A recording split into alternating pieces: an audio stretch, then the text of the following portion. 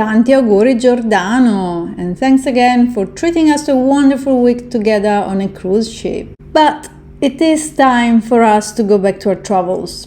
We're back to Turkey, where we visit some less touristy places, waiting for new tires to arrive.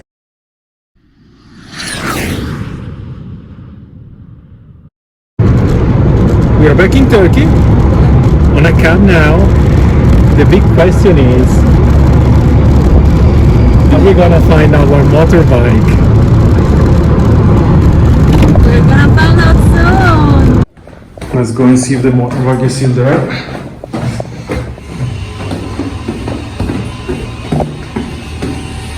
Attention! Motorbike or no motorbike? Motorbike!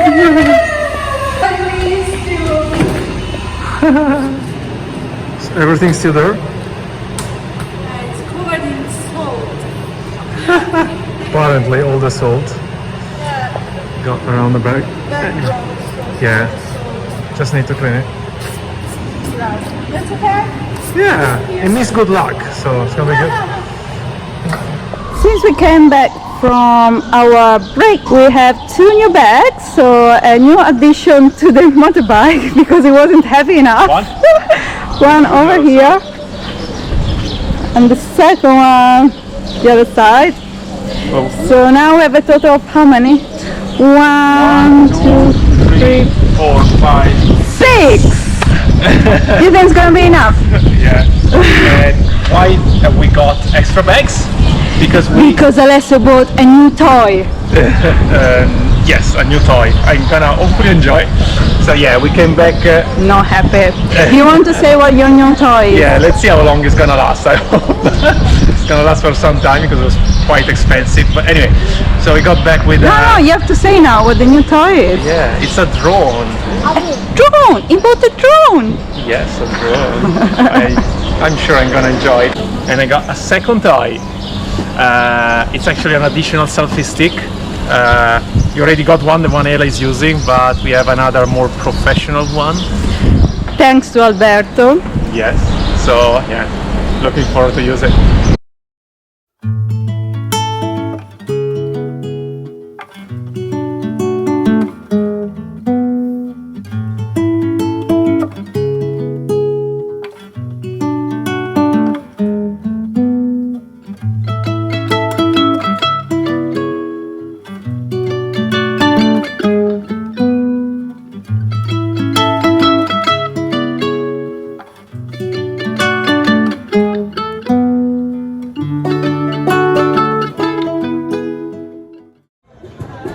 Some traditional dance in Diyarbakir.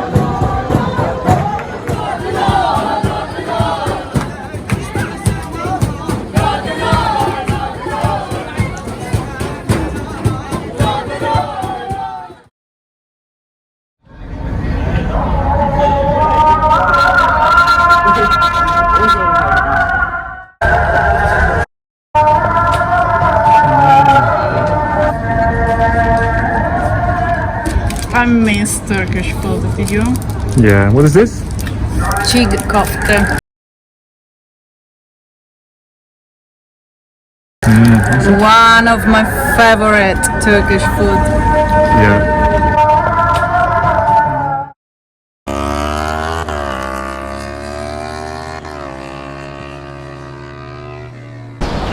After 2 days in Diyarbakir at 40 degrees, constant 40 degrees, we have decided to leave and going north. We're going to Erzurum, which sits at around 2,000 meters above sea level, so it should be fresher.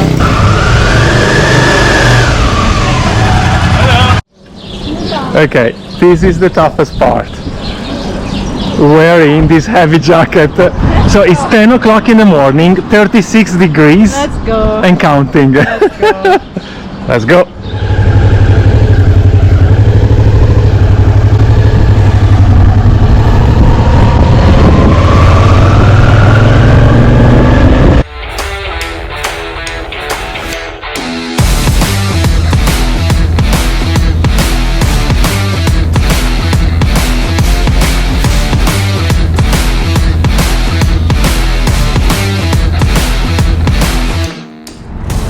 taking a break. We're halfway to Erzurum, so 2 hours gone, 2 hours left. Alessio is having ice cream, I think. We are enjoying the picnic area. So in Turkey, at every petrol station, they have a picnic area like this. So you can enjoy the wonderful view in front of you.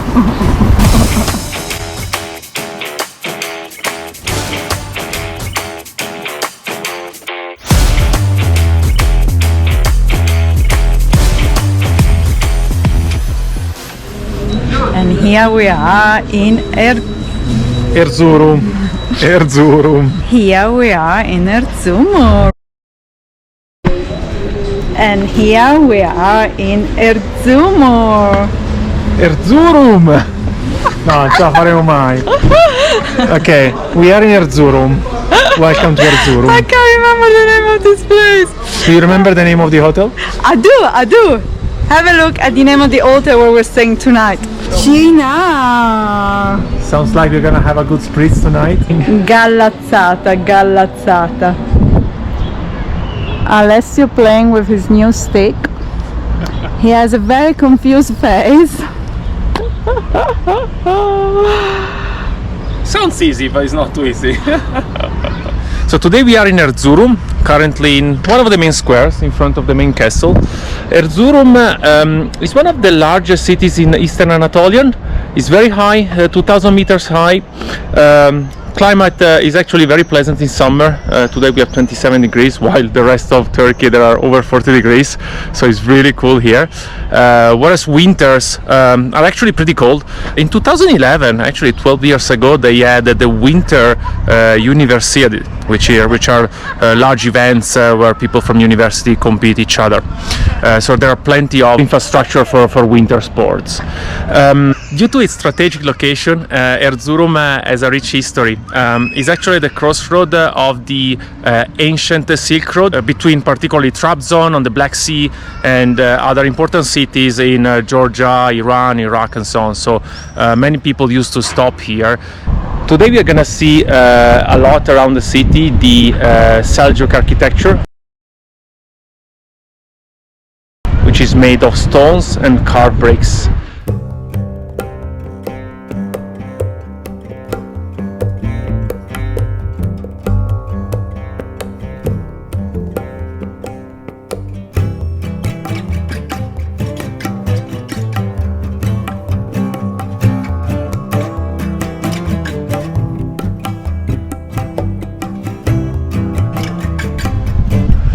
Now we are just behind the Ulu Cami, 3 tombs. Those 3 tombs were built by the local governor in the 14th century, and they are one of the best expressions of Seljuk architecture. And now entering Madrasa, an historical Islamic school. This tells us about the history of madrasas. So basically madrasas are Islamic schools that became very important in the 12th and 13th centuries. The schools were free for people. They usually were between 20 to 40 students on average. And in the same complex there was always a mosque. Those students used to live here for about 3 years, so live and study. And at the end of the education they used to get a final diploma.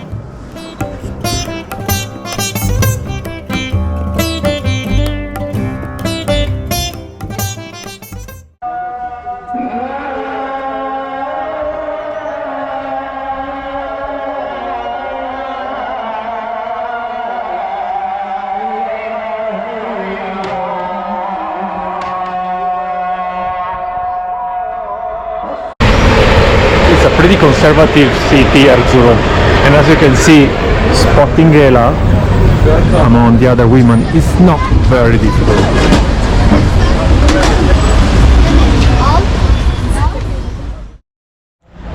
So what do you think of Erzurum? It's beautiful. I enjoy it. We had a really nice day. First of all, weather was really pleasant. It was nice to walk around, and it's super fresh. green. Yes. Super green, it's full of people, it's really lively. That's the way it is. Often we find places that we never heard of. Really nice, really pleasant, more than the places that everybody knows about. Today we try manti with walnuts.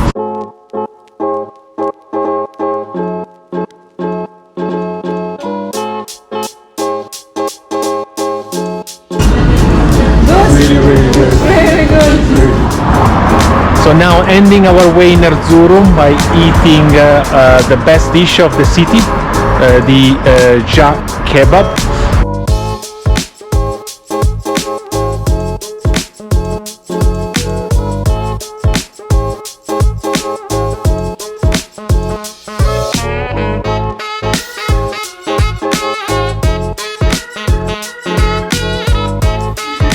Someone is very happy tonight. How is it? So good. But can you taste the difference? So the other ones you tried in the past. The meat is different. So do you prefer this one? Do you prefer the other types of kebab you tried? This one.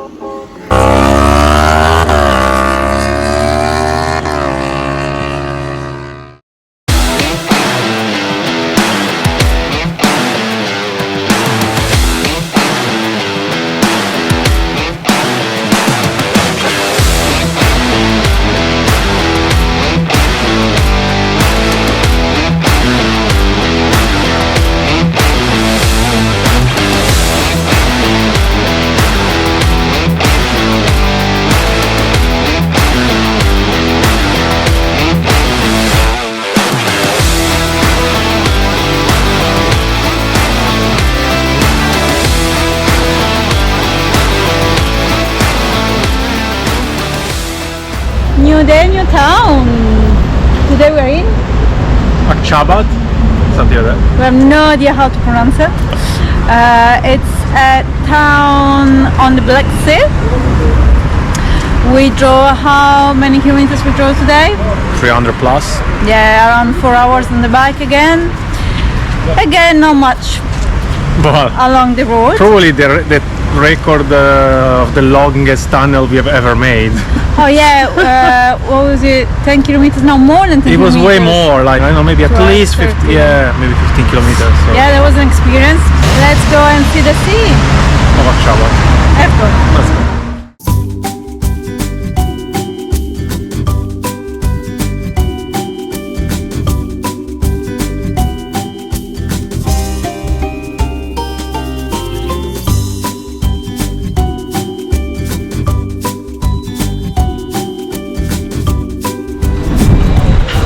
I have a question for Alberto Angela.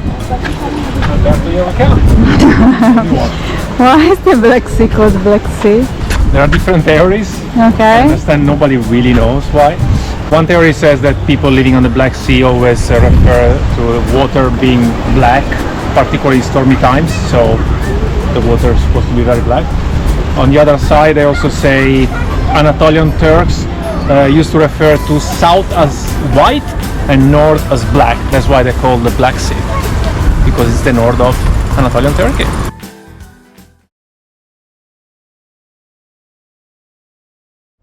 We just arrived in our new flat in Trabzon. Yeah, hopefully we are not gonna stay for too long. Main reason why we are here is we are waiting for our new set of tires for the motorbike. Fingers crossed, we don't need to wait for too long. Yeah, and while we wait, we can enjoy the sea view from this flat, and we're also going to enjoy the traditional Turkish toilet. Remember we had it in high school? Yeah. Liceo Tosi, I still remember. Yeah, I don't yeah, know Turkish. why. In houses which still have the traditional Turkish toilet, commonly the sink is not in the bathroom, but it's in the hall. And in the separate room we have the Turkish toilet. And once you finish using the toilet, you can flush by simply turning the tap. So not high tech, but very functional. And then in a separate room, you have the shower. Hello there. We have got the new tires. Here we go.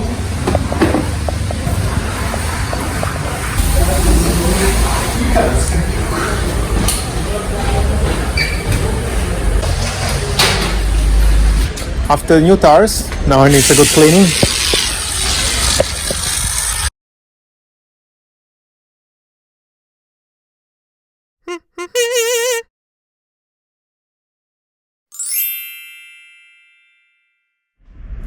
Welcome to la rubrica gastronomica di Ela, where I show you some of the traditional foods and drinks of the country we're in. In this episode, you'll learn what the Turkish national drink is, why Turkish ice cream is so special, and what you can find in all Turkish supermarkets. Enjoy!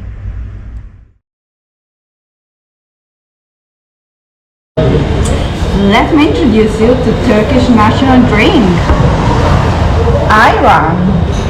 Ayran is a drink made with yogurt, water and salt. So it's just imagine like a salty, plain, natural yogurt.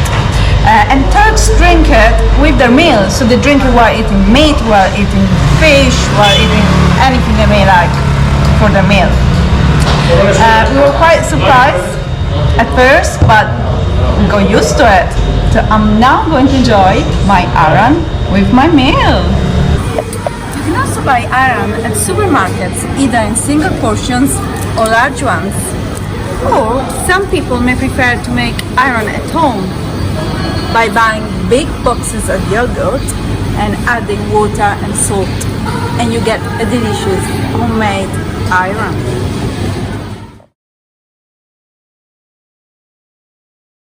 This is my happy place, Mado. Let me choose the flavor first, and then I'll tell you why I love Mado's ice cream so much. I'm so happy with my dondurma. Dondurma is the Turkish ice cream. But Turkish ice cream is nothing like normal ice cream. I'll tell you why. It's much thicker. I don't know if you can see, but it's really thick. It's really chewy. It doesn't melt like, I don't know, Italian ice cream. The reason why it has this very special texture is that it has a raisin, a plant raisin in it.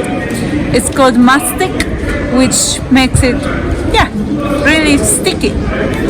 I love it. Also, I forgot, it's made with goat's milk, which is another difference between Turkish and Italian ice cream. You want to try some? Yeah. You see, I can't That's even fine, give you a that's spoon. fine. I'm good there. Yeah. Try. Do you like it? Very good. I love it. Shaksi Giro. Shok is one of the many supermarket chains here in Turkey. We often go to Shok to buy food for our lunches or dinners. And there is something very special about supermarkets in Turkey that I want to show you. Come with me? When we first arrived in Turkey, we were a bit surprised by how much Turks love Nescafe. And in every supermarket in Turkey you find a massive section of different types of Nescafe that you can buy. Nothing against Nescafe, but in Italy, for example, Nescafe is considered like the very poor quality type of coffee. But here they have a great selection, and what also surprised us when we first went to a supermarket in Turkey is that you can actually buy single-use sachet, and most of them not only have Nescafe in it, but you can read here it says 3-in-1. So you normally have Nescafe already mixed with sugar and milk powder, so it's ready to use. Thanks for watching! With new tires and a clean motorbike, we are ready to start a new chapter of our adventure. Where we will go next? Watch our next episode to find out!